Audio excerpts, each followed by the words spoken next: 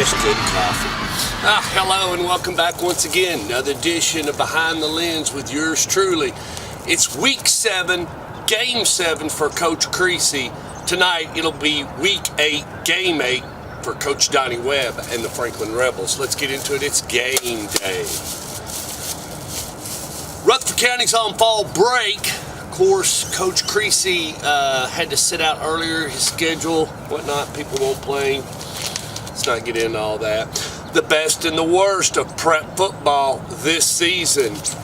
Cecil Joyce right on the front of the Daily News Journal. Not Tom Krager down at the Tennessean. Krager. What'd Krager do for fall break? Krager. Worked on video, Stork. Worked on video. Golly, Krager, we down to one.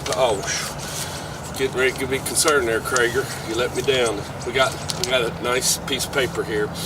MTSU Captain Sanders welcomes baby boy. DJ Sanders jogged off. Siegel's volleyball continues to dominate district run. Good for Siegel.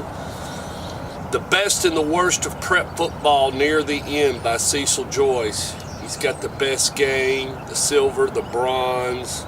Oh, he's graded them out. He's the Olympics. Biggest disappointment, most pleasant surprise, most dominating team performance. No rundown. Of course, there's not a rundown. We got one game. Let's find us a topic. Get back into the rundown next week when Rutherford County gets back into full swing. Style. Now, I should know a little something about style, shouldn't I? If you know me. Clothing, I love it. I love it. It represents a reflection of who I am. You know, what you wear. And that's probably the biggest thing when most people hear about style. But there's writing style, and that could be your penmanship or the way you craft your paragraphs or do things.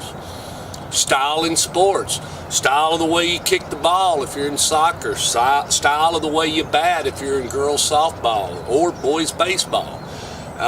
There's style of the way you run your offense on Friday night. Style of the way you hold the ball. Style of the way you catch it. Style of the way you go through your routine. Style of everything.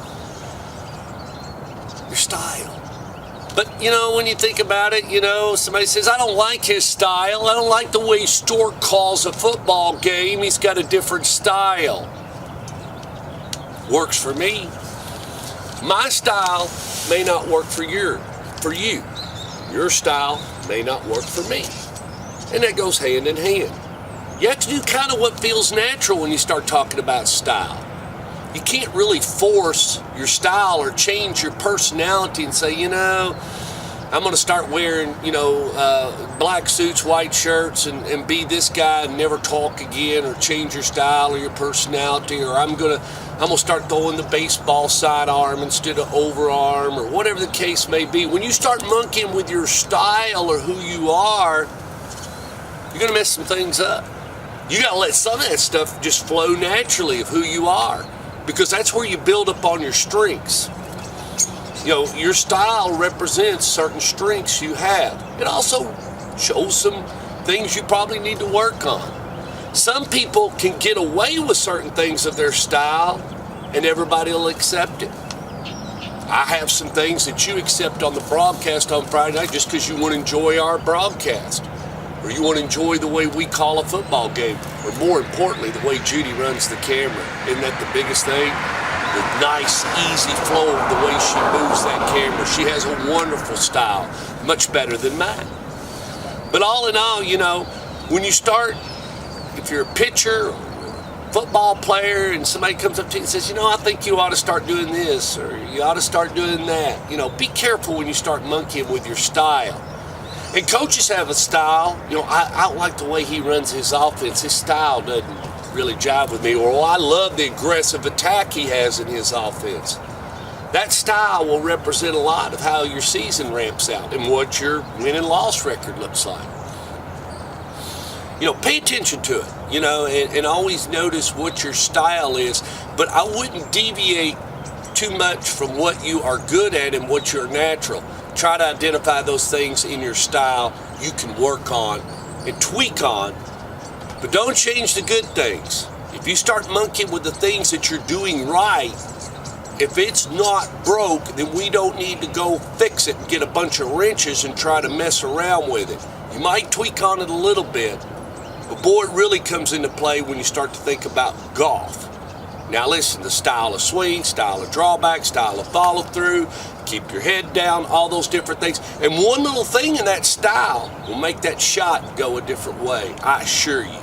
So just be careful with your style and how you operate, and it'll mean more to you when you get older because you're developing a style right now. You're just a young child, whether you're a girl or boy in one of the schools, and your style will continue to progress, and you will mold into a person later on as you get further down the road.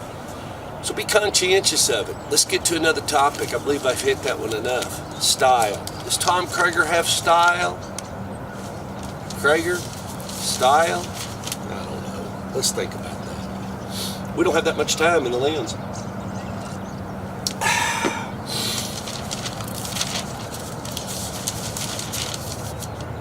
Vol staffers will put truth on recruiting trail. Unflappable quarterback leads #1 Alabama back to Texas. Unflappable. How you want to go out? Some of you are staring down. Here it is. We got 21 days left of this season. Some of you have 2 games left. Creasy has 3 games after tonight. He'll have 3. Some will have 2 after tonight. Rutherford County's on fall break. When they come back, they'll have 2 games left. 2 or 3 games left. And as we get down to it and how many games you got left, you're starting to look at it and say, you know what, Stork? We're not going to make it to the postseason, so what do you do? What do we do? I tell you what I do. I put my foot on the floor and get ready to play some football or some baseball or some basketball, regardless of the situation. Now, why? Well, it'll mean more to you later on in life that you went out the door the same way you came in, full speed. I mean, you want to go out with class. You want to go out just giving it your all. It doesn't matter if you hadn't won 1 game this season, because life, you're gonna lose a whole lot more in life than you win. It's just there's no way to just I can't add it up.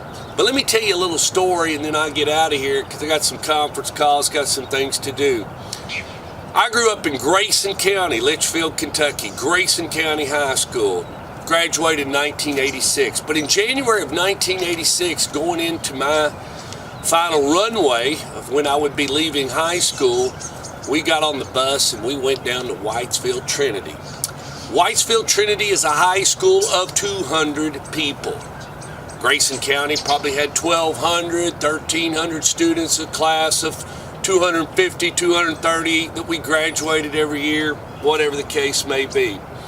We were a better basketball team. We were fundamentally better. We were ready to go. Or were we? We got on that bus and we drove about 37 miles down the road and went into a tin building in Whitesfield. A guy by the name of Steve Winkler, who I saw the other day, was coaching that team. And he had a bunch of scrawny guys that he put on the court. And they had one little guard by the name of Matt Coombs. And you know, he put something in my life that I'll never forget. He went out. He went out the right way. Now, Whitesfield had no chance of winning the state championship at the KHSAA level, and probably no chance of making any deficit in the region nor the district. But that night, they made a big difference. They laid a nail on us. And that kid ran all around that court, scored when he wanted to, did things when he wanted to, and he laid one up in us.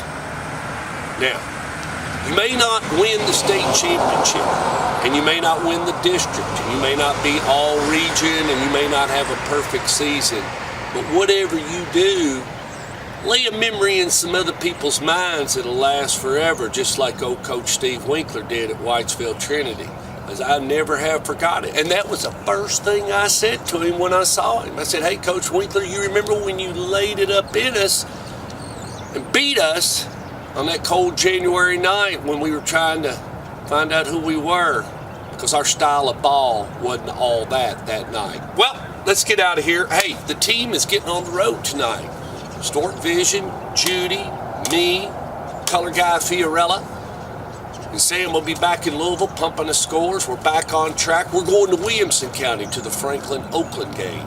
Go see Coach Creasy and Coach Webb. Hopefully Franklin will be ready for us. We're looking forward to making the trip. We don't know if Ty Nix is coming. I have not talked to Ty. Don't know his schedule. If he's welcome to join us on the broadcast. Thank you for the comments, those people that enjoyed hearing Ty's voice as he came back 2 Fridays ago. But anyway, if you see us over in Williamson County at Franklin High School, give us a shout. God bless. Take care. I'm a man who truly, truly delivers. Make these last 21 days of the season the best. Enjoy yourself. But play hard. Play with a lot of respect and play with a lot of dignity and pride. Go out a winner regardless of what the scoreboard says. Have a good night tonight. We'll see you at the game. Yep.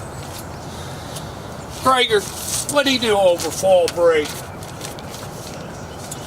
God bless, take care. I'm a man who truly, truly delivers. Prager. Well, Louisville blew it last night.